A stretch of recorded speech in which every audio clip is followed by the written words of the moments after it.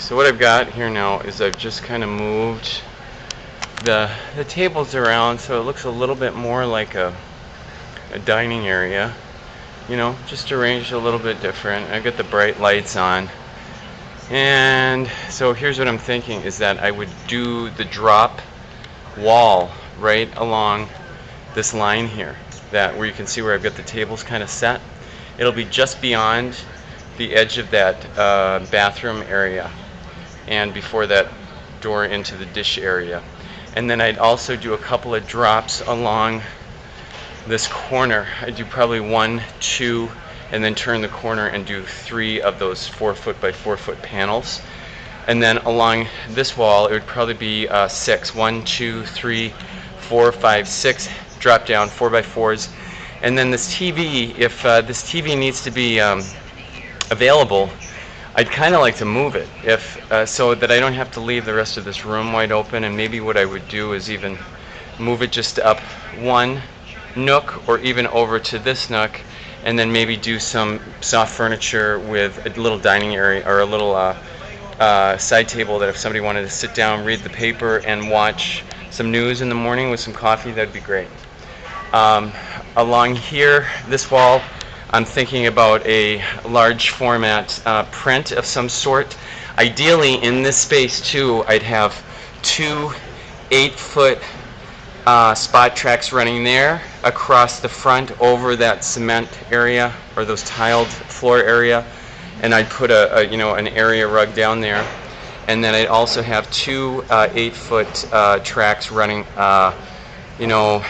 I don't know, perpendicular to the window or parallel to the windows. 2 of them, one about 1/3 of the way across and one about 2/3 of the way across. I'd ideally like to put some track lights in this hall, maybe 2 8-foot tracks. I'd like to put some art there. I'd like to put a print there, and I'd like to put a print outside of the kitchen door here to the left of the entrance.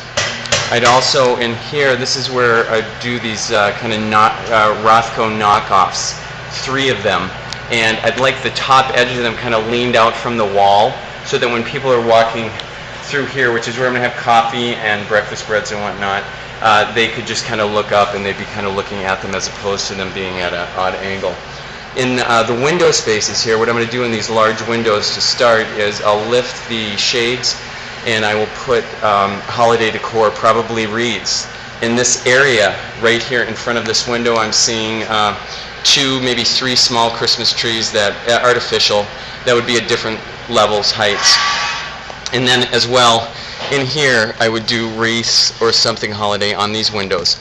On this on the shelving here, maybe I do a holiday display of some sort, but it really is not going to have any use right now. This would also be used maybe for a, if we're going to do a grand opening for the employees here in the building, I would set up a buffet line on here, or a buffet line whenever anybody wanted to do an event in this space.